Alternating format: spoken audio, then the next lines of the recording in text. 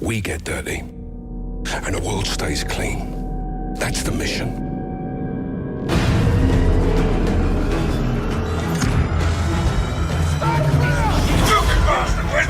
You can't know war unless you have fought arsehole with elbow in some shitbog full of traps.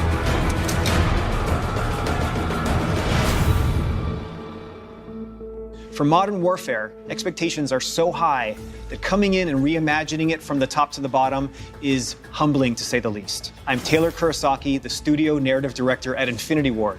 Now, it's my job to make sure this game is everything the fans expect, and hopefully a lot more.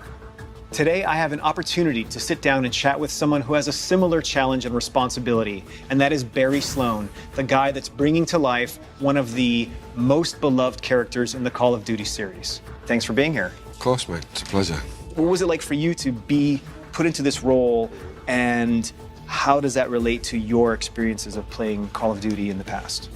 I was very drawn from Call of Duty 4, the first Modern Warfare when that came out. I had that as part of my upbringing, my childhood, and then to become him has been just an incredible experience. I knew that if we found a guy who could exude what I think we all have in our collective memory of a guy that is Price, Yeah.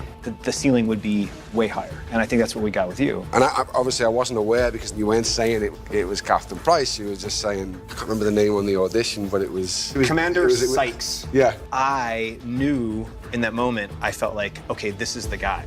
This is our Price.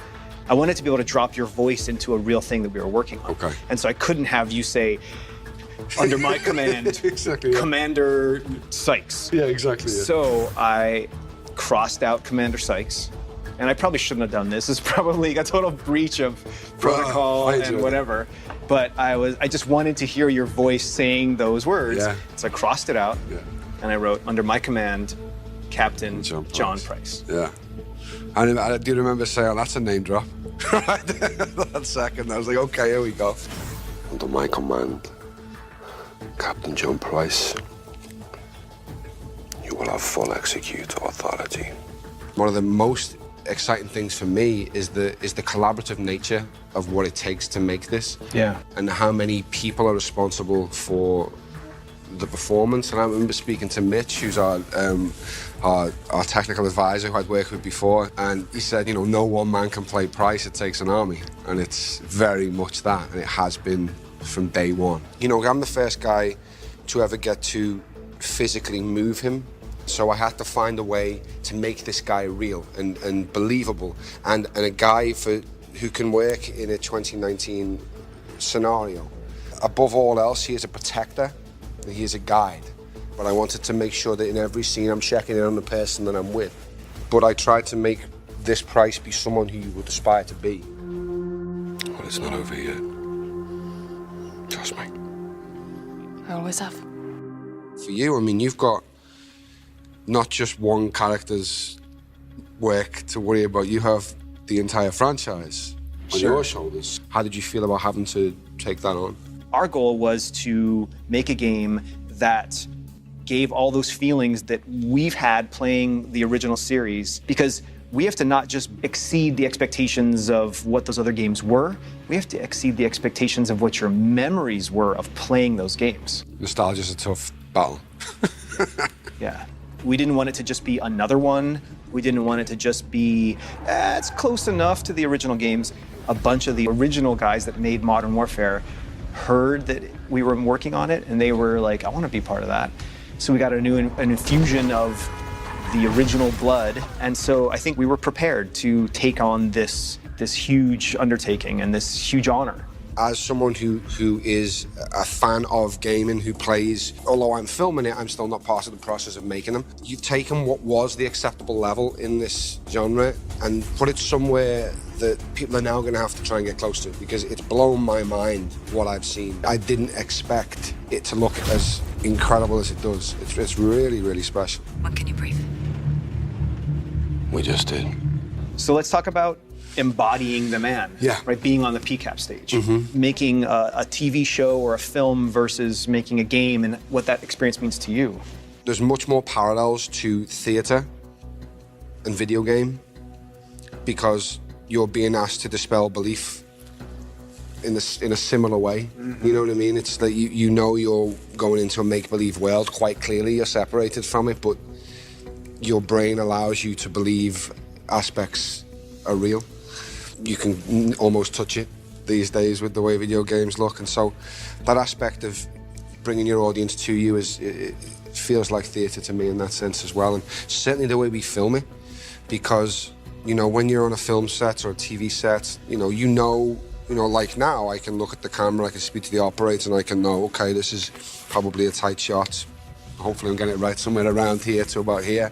I know I've got about this much space, and then my frame cuts off, so I can manage my shot or my performance for that particular shot. But when we shoot PCAP, we have the whole room.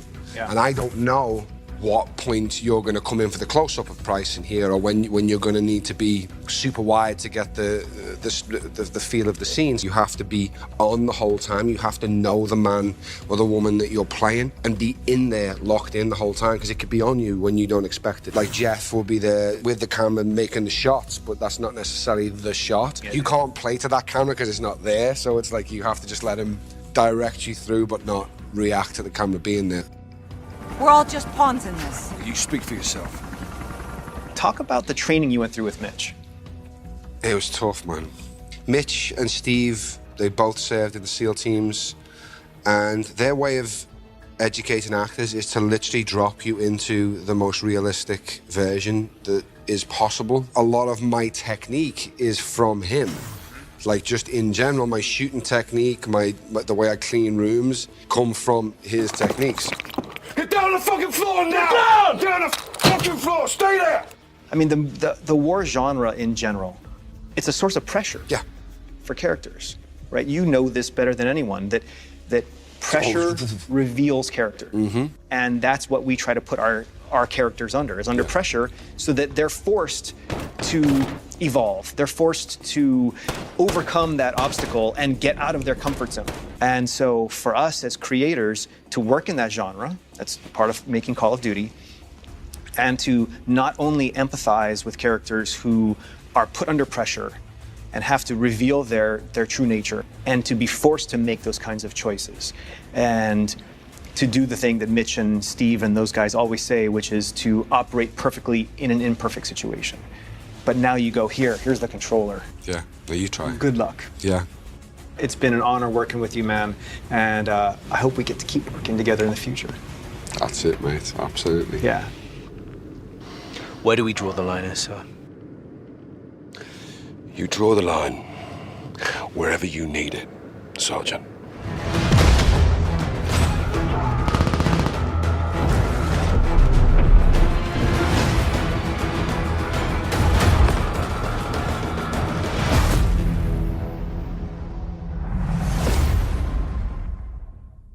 Purchase digitally and get the XRK Weapons Pack.